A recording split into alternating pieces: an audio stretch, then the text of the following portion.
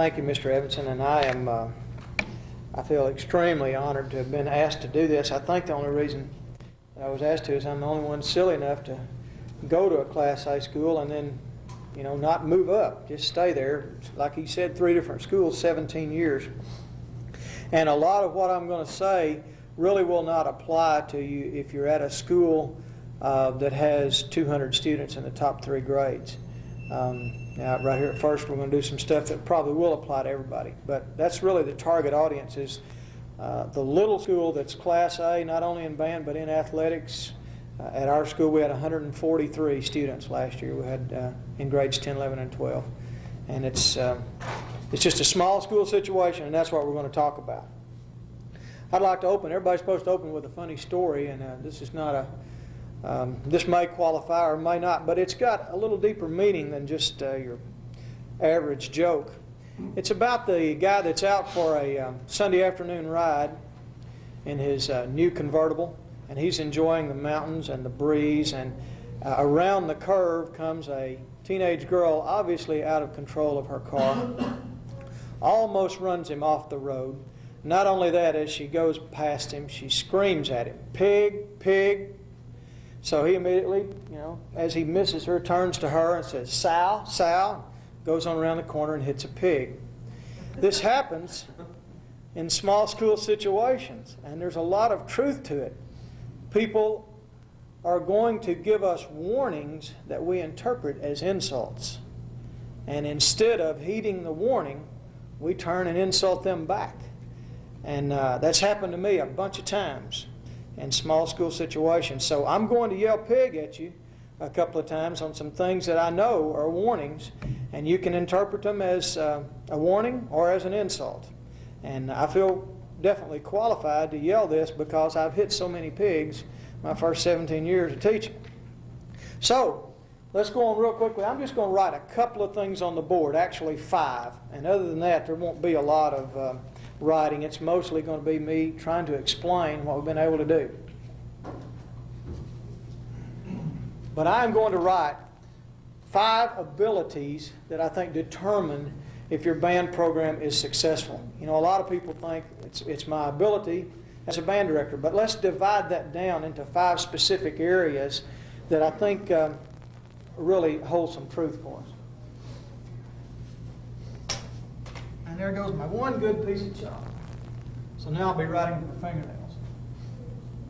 1 is your ability to obtain knowledge, musical knowledge in this case. And I was told to write way up here at the top so they could film it. But you understand where this comes from. It comes from your classroom training at college. It comes from what you learn from your beginning band students that first year out. I guarantee I learned a lot more about individual instruments from my beginners than I did my 4 years of college. There must be a body of knowledge for you to have here. Then it can also come from outside sources like clinics at ABA, clinics at Allstate, or any other place that you need to obtain stuff. When I first started teaching at Mount Ida, my flute players did everything I told them to. I learned from what I could learn from them, and I told them my entire knowledge of flute. And when we went to all-region tryouts, I didn't have a flute anywhere close to making all-region. Then when we went to solo contests, all my flute players made 3s and 4s. And I said, somewhere I don't have a large enough body of knowledge about the flute. I did not acquire that. And so the next summer at band camp, I got me a flute. I got in the private lesson line from 3 different instructors. I paid for some private flute lessons from Kathy Workman, she's Workman now, and Candy Croom, and Jill Allen at the time, Witherspoon. I got in the line and I took private lessons. And the next year, I had increased my body of knowledge about the flute well enough that my flutes were at least competitive. By the time I left Mount Ida, I did have an all-state flute player 2 years that wasn't studying with anybody but old Bob and his limited amount of knowledge of the flute. So I think that that's certainly one of the abilities you've got to have as a band director is to obtain some musical knowledge, either what you got in college or what you get as you go along. The second one is your ability to transfer this knowledge.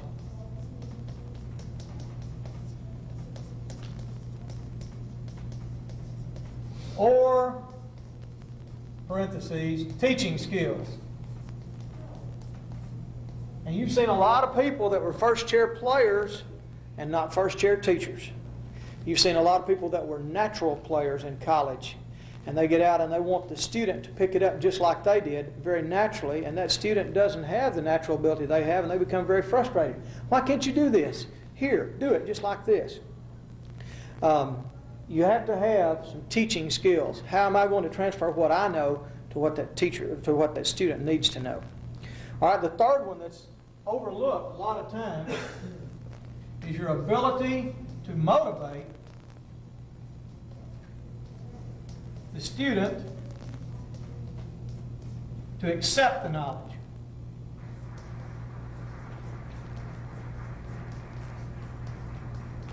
Now, first of all, at my size school, you better motivate them to sign up for your class, or they're not going to accept any knowledge. I don't care how much trumpet you know, or how much band directing you know, and how great a teacher you are, and you can give it to that kid. If they don't sign up for your class, then you're not going to be, it's going to hurt your band program. You're going to be very ineffective in getting them to accept this knowledge if you can't even get them to sign up. Another way that I try to motivate students to accept it is give them a goal that they can achieve. If you'll give them a goal that is within their realm of possibility that they can achieve, then that'll be a positive motivational factor. Now, and you need to understand this. This is unfortunate but true. Students are not enrolled in band because of a desire for deep musical knowledge that you have to give them. This is a pig statement.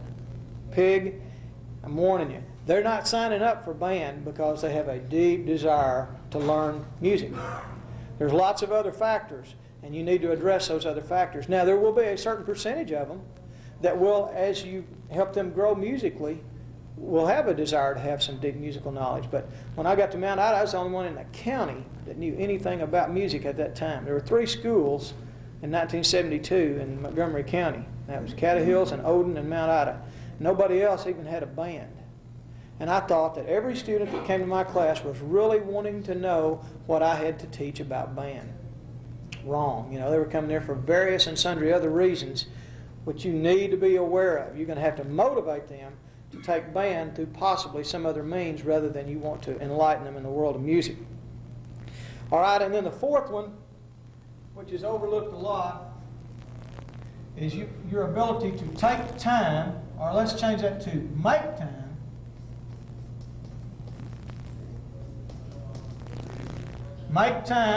to make the transfer.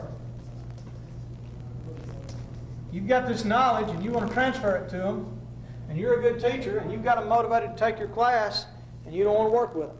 You have one, come after school and you say, well, I'm sorry, I got to take my dog to the vet today. You need to make time to do this. And yet this has been paraphrased for me.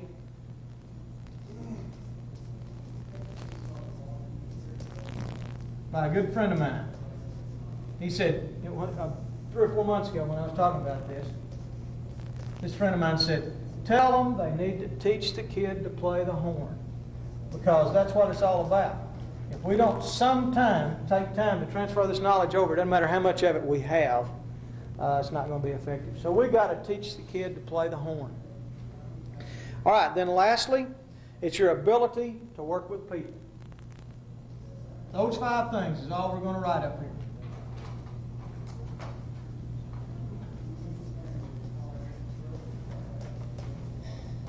A lot of people really underestimate how important that is. They think if they know everything about music, then it doesn't really matter how well they get along with their community, and that's not true. Let's divide the people down into 4 groups. You really need to be able to work with students. I've heard a lot of directors say, well, it's really not my job to make them like me. I don't care whether they like me or not. My job is to have a good band and teach them music. Well, that may be true, but if they don't like you, you're going to make this hard on yourself to motivate them to accept any knowledge you've got. So you need to make an attempt to be liked. Now, that doesn't mean that you're going to be the pushover. I'm not going to discipline little Johnny for talking in rehearsal because he won't like me. That's not what I'm saying. It doesn't mean you're going to allow students to break rules because they won't like you. What we're saying is that it is important to treat those students like people and try to have a good relationship with them, especially off the podium. If you can have a good off-podium relationship, you can pretty well be as mean as you need to up there, I've found, and still get away with it. Because, and this really applies to these little schools right here, you must have students in your program to whom band is not the most important thing they come to school for. This is another pig statement right here. You must have at Jessieville the students that band is not very important to in your program. If I tried to make it just on the students that band is really important to, and I've got a few of those, then you wouldn't see 92 names on that program, you'd see about 15. And those 15 would be punished because we wouldn't be able to play the literature that we'd like to play because I won't put up with the other ones in there. There's a certain amount of stuff that I put up with that I shouldn't in order to have those kids in there for the good of the 15 that are real excited about it. You must have students in your program to whom it's not the most important thing. Okay, the second group of people that you need to work with is teachers. And that just common sense here. You know, if you've got a good working relationship with your other teachers, it's going to help you in the long run, especially in a small school. There's only X amount of students there, and teachers influence every one of them at some time about band. They're going to make some comment, they're going to say something to them, and if you're on their good side, it's going to be in a positive manner. Help those teachers out when they say, I need this student to finish up a test and be late for your rehearsal. Help them out if you can. All right, especially coaches. Gosh, turn the camera off that I'm saying that. We need to help those coaches. In the 3 schools that I've been at, I made it a point to be on the coach's good side because they hold so many of those students. They influence so many of them. They can determine whether that student signs up for your program or stays in athletics and music both. That coach can make that determination. I shoot the gun at our track meets. I run the clock for basketball if that lady's sick. I help anything those coaches want me to do.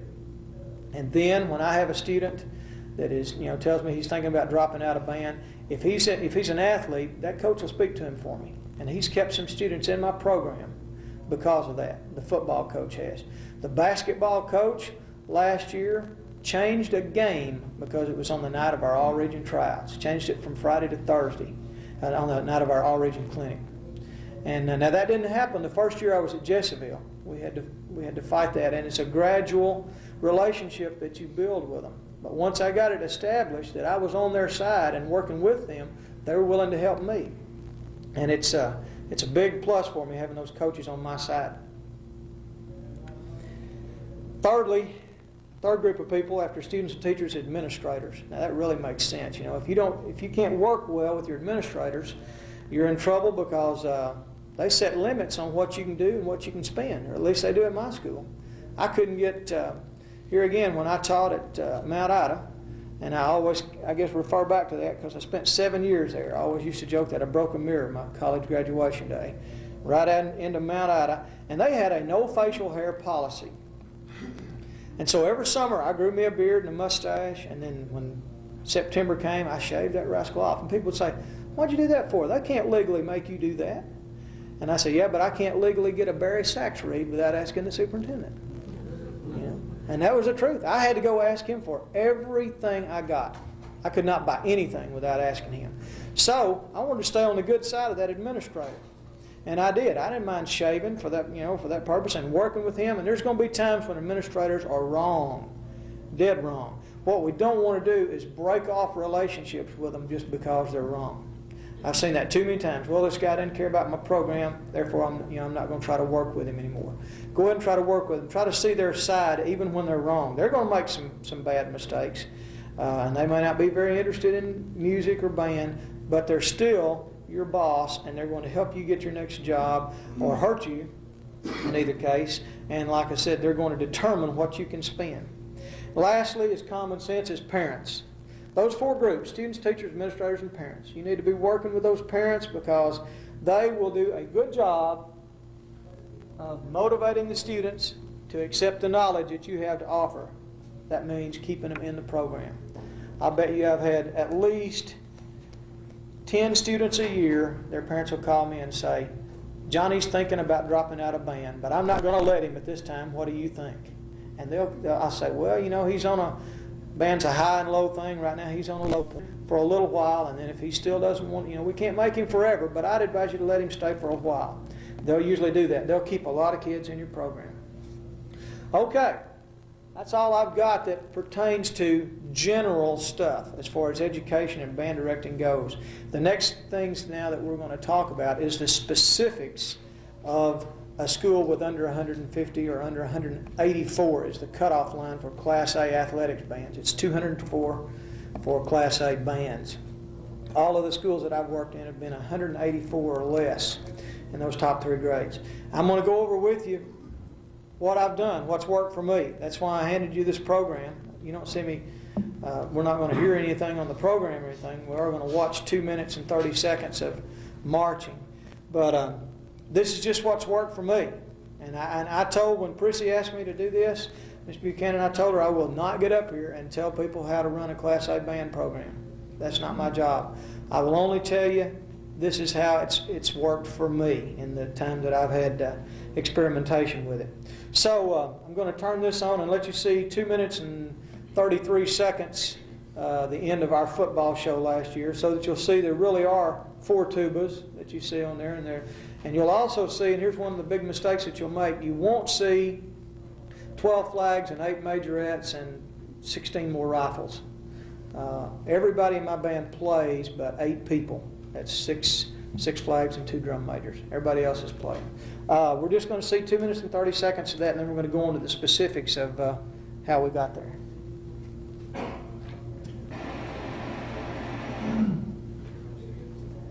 Probably can't see, and that's all right. Because we don't do nothing but stand there anyhow. When you've got this schedule that I've got, you'll, and I'll go over it in a minute, you'll learn that you stand there and play a lot.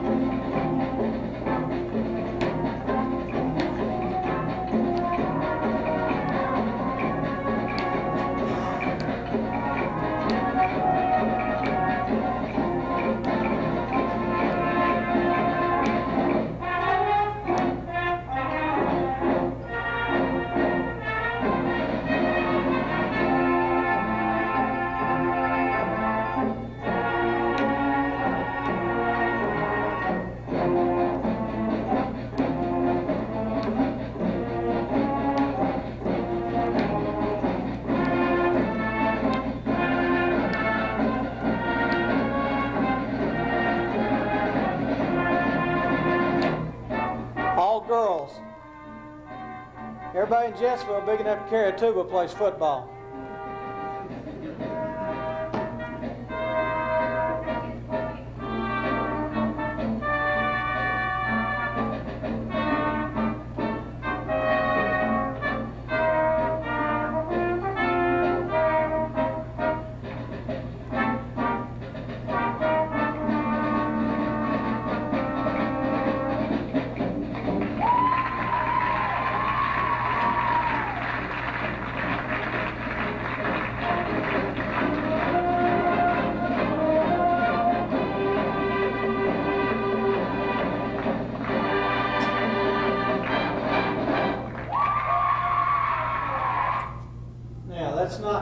We didn't show that to say that's perfect. We showed it to show that it's not perfect.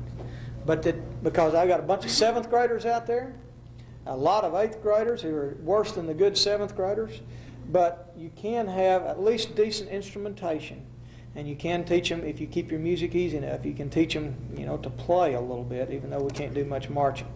So let me talk about now the specifics of small town situations that have worked for me. Don't go back home and say, to your superintendent, this is the way it's got to be done. I'm just telling you this is what has worked for me. For one thing, I've got a real funny schedule. I inherited it at Mount Ida, and I fought it for the first 2 years, and then I started fighting for it. And when you hear this, you're going to think it's a little strange, and it is a little strange. But listen to the advantages and disadvantages, because I'll go over both with you. Grades, when I got to Mount Ida, I didn't have a choice about it. The superintendent said, okay, the job's yours. Here's where you teach band, and you have band whenever they can take it. When they have study hall, they come to the band room. I said, well, that's good, but when do you have, like, band? He said, well, every period. You got people, coming to the band room. I said, well, when do you put them all together? He said, oh, okay, well, we'll let you put them together during this activity period. So I started my schedule there then. In the first period, I had, like, 2 flutes, a clarinet, and a drummer, and a trombone. One of them's a senior, one of them's an 8th grader, and 2 of them are 7th graders, one of them's a 9th grader, whatever. Just a mixed group that come in, and you teach them the best you can. You're going to teach the student to play the horn during that hour. All right, then second period, a different group comes in just as assorted, and you teach them. And then right before lunch, he let me have 25 minutes that I could put them all together. So 5 days a week, I had a little under 2.5 hours to put the entire thing together. But you had that individual time with them. All right. The advantage, or pardon me, let's go to the full band time at the other 2 schools. I had that 25-minute activity period. When I went to Glenwood, I didn't even have that. He said, here's where your band is. And I said, well, I've seen this schedule before. It's like I had in Mount Ida. He said, yeah. And I said, when's the activity period? And he said, we don't have one. So now I'm faced at Glenwood with, I've got 1st, 2nd, 3rd, 4th, 5th, 6th, 7th period band, and they don't have any time to put them together. So he came up with, the principal there at Glenwood came up with a situation. I said, there's got to be a time to have them together. So he said, all right, you keep them after school one day, and then I'll give you one day during school. So he said, how much time do you have at Mount Ida? And I said, well, 2.5 hours. So every Tuesday we stay after school for an hour and a half at Glenwood, and then on Thursday he gives me 1 hour. There's my 2.5 hours to put it all together. The way he gives me 1 hour is that he has a rotating band period, and they're still doing this to the best of my knowledge at Glenwood. They're not doing it in Mount Ida anymore, I don't think. Lonnie could probably give you specifics on that. But we have a rotating band period at Glenwood. First period on the first week of school is band, Thursday. Every student that's in band, they miss class and they come. Guess what? That motivates the student to come to band class, because he knows once a week he's going to get out of another class. Second period the next week, third period the next week. So it rotates through the schedule. When you have someone come and say, now wait a minute, you mean my son is missing English to go to band? Yes, he is, once every 7 weeks. Once every 7 weeks he misses English to come to band. So it's going to hurt. There's some disadvantages to this schedule. In Jesseville, I have the same type of schedule right now, except that there's another restriction being added to me. They can't miss that class to come to your rehearsal unless they're passing. And that makes sense. But the disadvantages are, and you're already sitting there laughing saying, oh gosh, I don't see how you can make this work. The disadvantage is you don't have your whole band together. On Friday when we have a ball game and I say we're going to Fountain Lake tonight, I have to say it 6 times because my band doesn't meet together on Friday. You can't even make announcements. You can't even say the game's, the weather's too bad, we're not going. You have to tell every class differently. That's a bad disadvantage. It's going to hurt your marching band because you go out to the marching field 6 times a day and you try to teach these 2 7th grade flutes what they do when the trumpets are doing this and there ain't any trumpets out there. That hurts. It's a bad disadvantage to this kind of a schedule. It'll hurt your concert band a little bit by the same reason. If you're a really contest-oriented, then not having your group together every day is a bad disadvantage. So, I've been honest with you. There's the 3 disadvantages that I'd like to do away with. What are the advantages, though? Well, one, every student that wants to take band can take it. Now, that's what I like about it the most. I don't want a situation where they say, well, if you're in basketball, you can't be in band. If you're taking geometry, because you got to have it for college, you can't be in band. That's when band meets. The reason that this was set up this way is that in Mount Ida, when I went there, and in Jesseville, most of the classes, almost every one of them, are only taught once. If the 7th grade boys are having math, the 7th grade boys are all having math. And if the 10th grade students are having English, they're all having English. Therefore, there's not a good time to take, to set it up where every student that wants to come in there can have it, because what are their other classmates doing during that time? They can't be having a class or that student's missing it. So that's the reason for it. So the first advantage is everybody who wants to take band can take it. They just come during their study hall. No matter who it is, no matter when it is. The only time that a student tells me I can't take band is if they've got 6 solid subjects in athletics. And then I have to convince them to give up one of those solid subjects for that year and pick it up the next year. Secondly, and here's a big advantage, you can't teach anything else if you've got to be in the band room all 7 periods. I like that. Earl Allen came out there last year. Once I was out on the marching field with about 12 kids, and he chased me down. He said, "Man, do you have to do this 6 periods a day?" And I said, "Yeah, but I don't have to do anything else. I don't have to teach study halls. I don't have to teach survey of fine arts. I don't have to teach choir. I don't have to do anything else but work with my students." That's an advantage. Thirdly, you get more individual time. Make time to make this transfer of knowledge.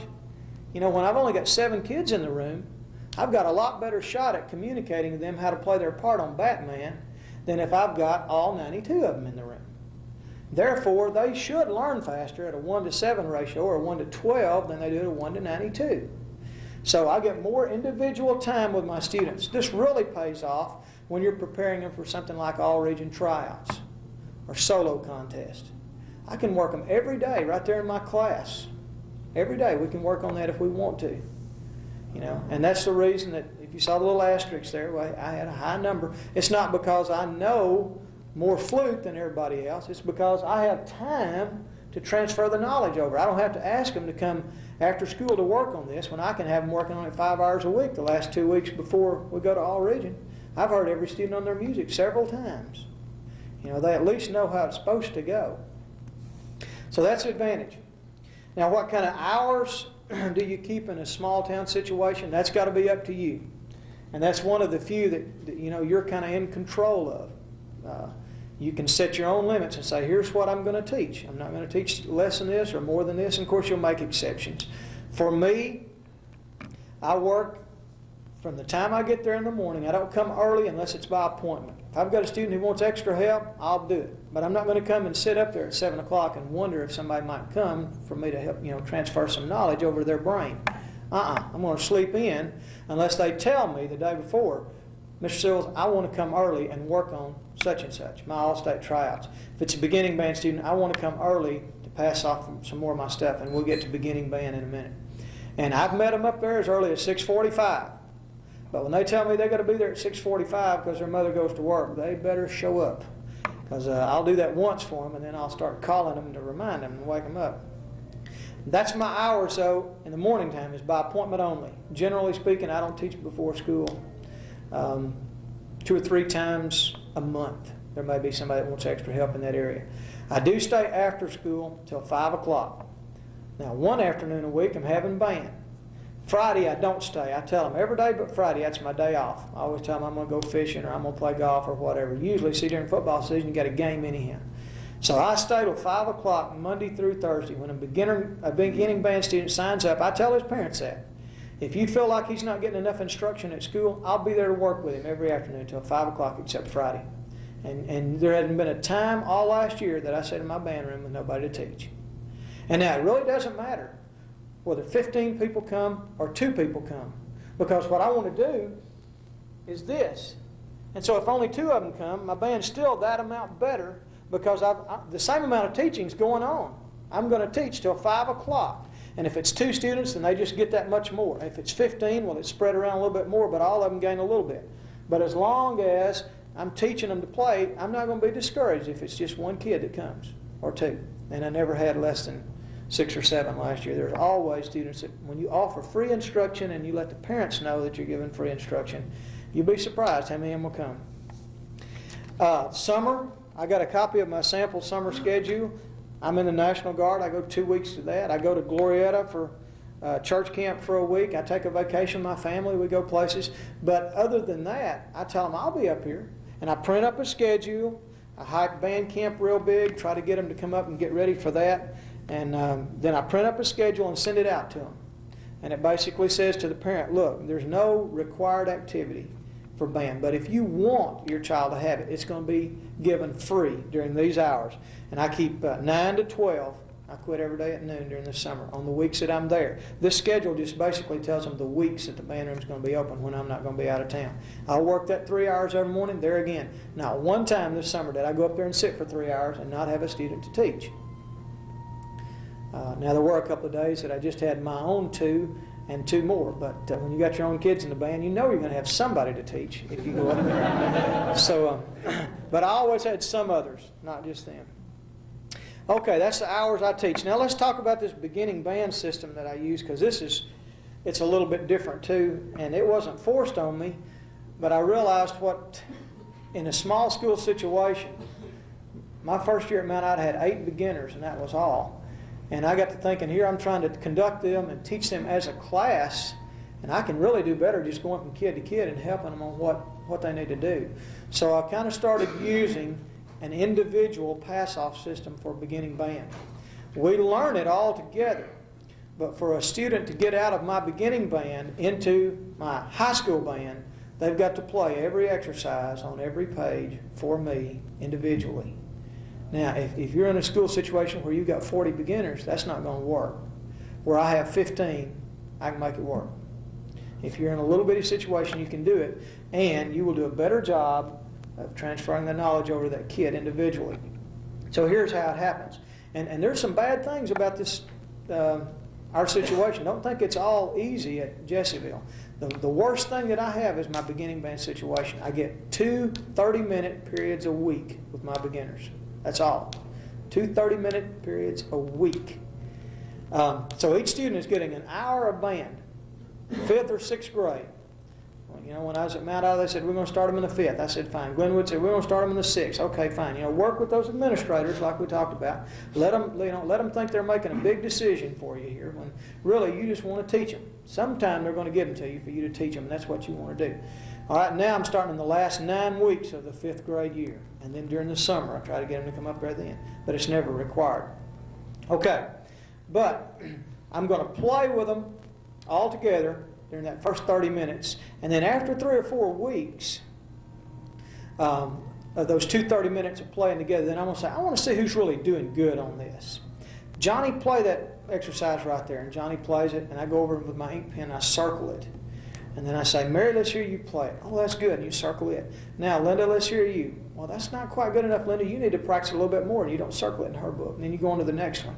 Okay, when they finish a complete page, you got this beginning band chart up here. It shows all of them. If you finish all 55 pages, I use the Bell one, First Division, parts 1 and 2, 28 pages in one book and 27 in the other. When you finish all those 55 pages, you're in the band. And it doesn't matter to me, Susie, it doesn't matter to me whether you're in the 6th grade or the 12th. That's when you get in the band.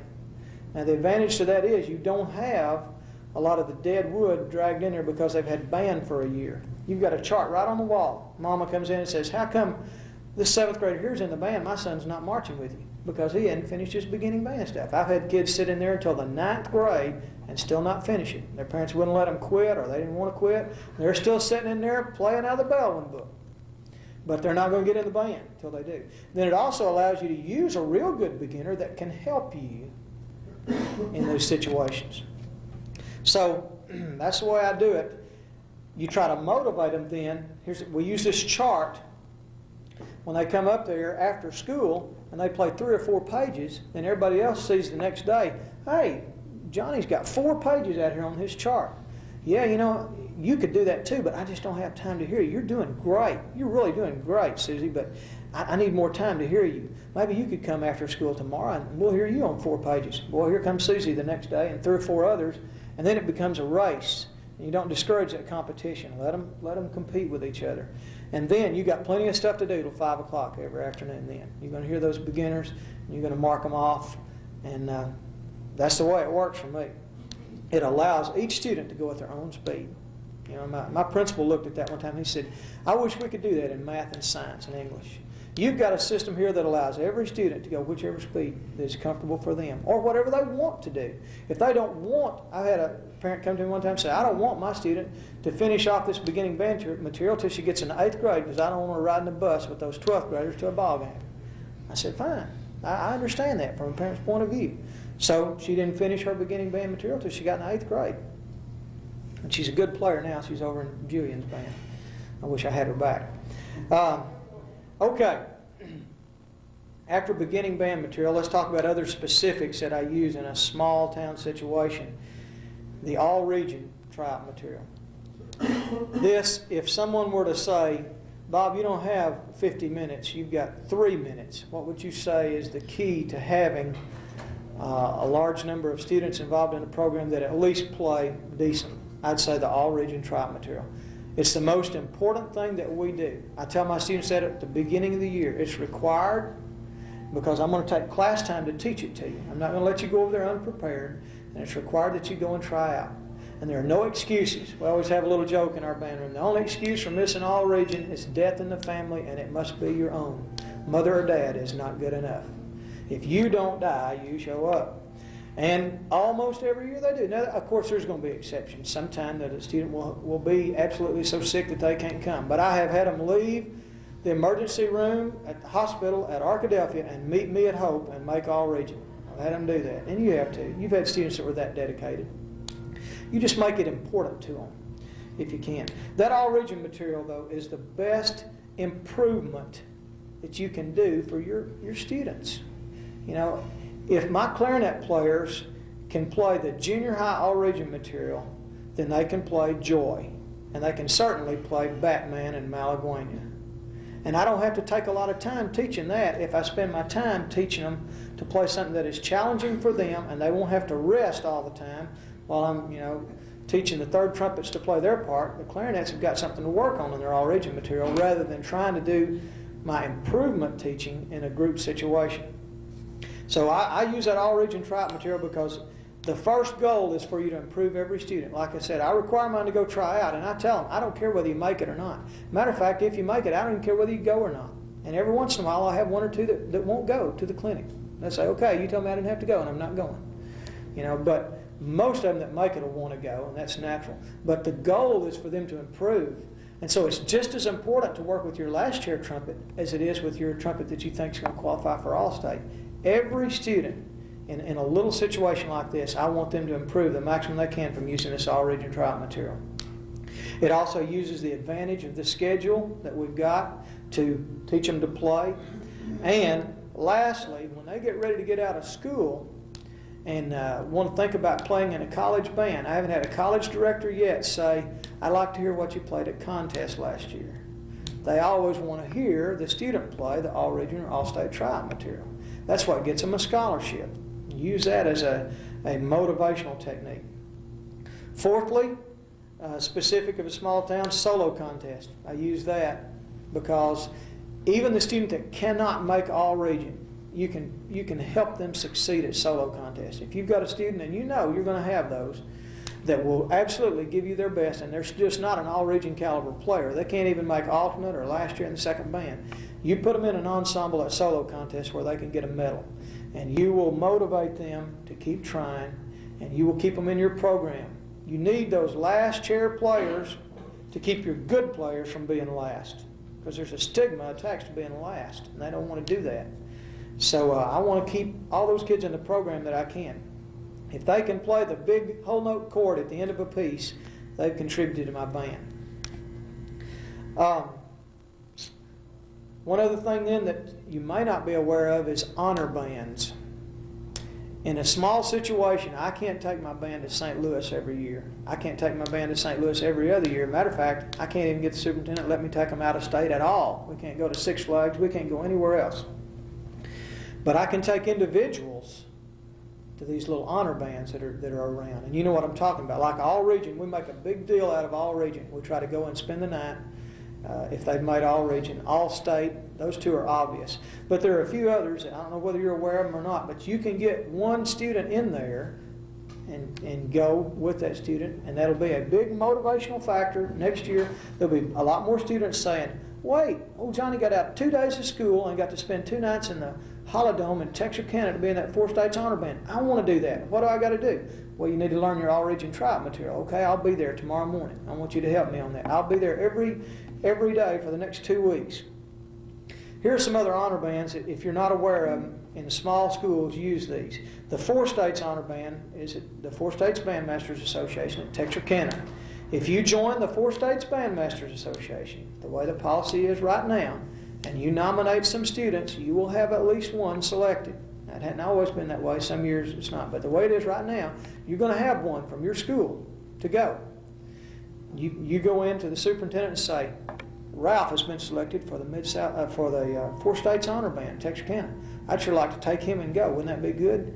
The superintendent says, yeah, man, that's great. All you did was fill out the nomination form and send it in. Then you go to Ralph and say, hey, Ralph, look, you've been selected for this 4 States Honor Band. You're already in it. All you got to do is go down there and try out for chairs and get to work 2 days and stay in the Holiday Inn. And you'd be surprised how many of them the next year will be wanting to do that. And then you say, well, you got to learn your all-region trial material, because in our school, I don't nominate anybody that's not all-region caliber player. You may get more than that in that band, but they have to be real good players. And if you need information on that, contact 4 States Bandmasters Association. All right, there's another one that works very similar at Oxford, Mississippi, called the Mid-South Honor Band. If you're over in eastern Arkansas, that's not too far. The Ole Miss Band program runs that. It's the same type thing. You send in a nomination form, they will take someone from your school. They even chaperone the kids for you. You don't even have to, take care of the kids. They'll chaperone them. You just sit around and do what you want to. And you'll be surprised how many of them will be motivated the next year to want to go to that, and they'll be wanting to learn, wanting to get their name in the paper, wanting to miss 2 days of school. All right, then in Commerce, Texas, East Texas State University has a junior-senior honor band. It's open for 11th and 12th graders only. And contact the band department there if you're interested in that one. It's in November, very early, right after football season is over. But sometimes that's a time to really get students motivated to start working on other stuff, because you nominate someone who made all-region the last year, you take them and you say, yeah, that's why he got picked. You don't ever say, I got him in there. You say, they selected him for this because he made the all-region band last year or whatever. And then there's the Arklatex All-Star Honor Band that Bart Gent is working at Ruston. And they must be all-state caliber to get in that, or submit a tape. If they've made all-state, they're automatically accepted. If they want to try out for it and they've not made all-state, they can send in a tape. And then there is the All-State Baptist Band, which is restricted for students of yours that are in Southern Baptist churches. Glenn Ennis out of Little Rock takes to auditions for that. And it's a real good program. He's had Craig Hamilton come and conduct it a couple of times. They do sacred music. But there again, it's another motivator. They get a patch for their jacket. They put that patch on there, and everybody else says, hey, man, where'd you get that? Same type of thing. You want to motivate them to want to learn, to accept knowledge. Okay, we're coming near the end here. And let me talk about promoting your area. And the first thing I'd suggest you do is stay for Mr. Hesse's clinic on this, because he knows it on how to do this, and I'm certainly going to. But advertise your students that succeed. That's one thing, your attitude about your students that succeed. If you've only got one all-region student, make a big deal out of that. In small towns, you can get their picture in the paper, where they can't do it in Little Rock, they can't do it in Fort Smith. You can get their picture in the paper by going down and saying, we had a student selected for all-region band. There are 45 schools in our region, and he was picked to play in this concert over at Arkadelphia, such and such. Could we get his picture in the paper? Never had them turn me down on that. They'll come, they'll take a picture and write you a big article. All the parents see that. Well, why is Susie not in that? Well, she didn't make it this year. Next year, when you tell them you're going to be there working students for all region after school, little Susie shows up because her mother remembers it. She wants her to be in there. Promote these things. Advertise it. The same thing is true with band scholarships. If you have a student in your band that gets a scholarship to college, make a big deal out of that. I keep a scrapbook on every one of mine that's ever gone on to play in college, and I leave it laying around when we have beginning band meetings. And parents thumb through there and they say, man, you've had 13, 14 people, that have gone on to play in college somewhere. Then when when Johnny comes to one of the bad times and he wants to drop out, the parents are going to motivate him to stay in there and keep learning, because they think in the back of their mind you may get him a scholarship. Now you need to work on that. Don't just sit around and hope that one of your students receives a scholarship. Call them in and say, hey, you made All-Region this year. Have you thought about playing in college band? Where are you going to school next year? Could I call that band director for you and just let you go down and talk to him, audition for him? What have we got to lose? You may even get out of a day of school. Some schools, I've gotten out of a day of school to take them to visit the campus and audition. Then you call that band director and you say, what does this student need to do to get a scholarship? What are her chances? What are his chances? And there are good scholarship programs right now in Arkansas. You don't realize how lucky we've got it, the financial aid that they can get for playing in band. And if you don't know the specific schools that will give your students a scholarship, talk to me or look through this scrapbook and you'll see, because they'll do it if you'll ask them. Then give some awards to promote your program. I give an awards concert. That's the program that you saw there. And we give out a little medal. I make a little medal that they got for All-Region. I just buy those and pass them out to those. All of them that went to anything else, we make a big deal out of that. I put a plaque on my wall and put the John Philip Sousa Award winner, obviously. And then also anybody who is going to go on and play in college, we put their name on a little plaque there. That's another motivational thing for them to work toward that goal of perhaps being a college player someday. Build it up. Lastly, your attitude in a small town. Don't make excuses for poor teaching. Now we've got enough. You've got to set goals that are realistic. I don't tell my students, next year we're going to the War Memorial Contest and blow hope away. That's not realistic at Jessieville. So I don't have to make an excuse that we are a real small band. But when we go into tryout, I'm not going to tell my trumpet player that she doesn't have a chance to be first chair in our region because Hope has a bunch of good trumpets, or Arkadelphia does, or Lake Hamilton or Malvern. Don't make excuses for your teaching that student to play his instrument. Put effort in where you can see results. That's what I've tried to do. I realized with the disadvantage I had to that schedule that I couldn't go to a marching contest and do outstanding. And I probably couldn't even do that at a playing contest. But that I could work with those students in the areas that we could see results and then make band important to your town. If you say, it's important enough to me that I will meet you at the band room when your mother has to be at work. I will stay up there every afternoon to help you learn your part. It's important to me. Then you'll be surprised at how quickly your administrators and your parents and your students will find that it's important to them if you make it important to you. I would like to sit down with all of you that are in small situations and go over specifics on what I've not covered. And I really want to do that. Just see me anytime here and say, hey, man, let's sit down and drink a Coke and tell me specifically on beginners what you're doing about this problem, or what you're doing about your schedule in this area, or how I can work with my administrator on this. And all I'll tell you is, well, here's what's worked for me, or here's what hasn't worked for me. I want to do that. If there's a chance during this time, see me and we'll do it. We need to turn it back over to Mr. Evans.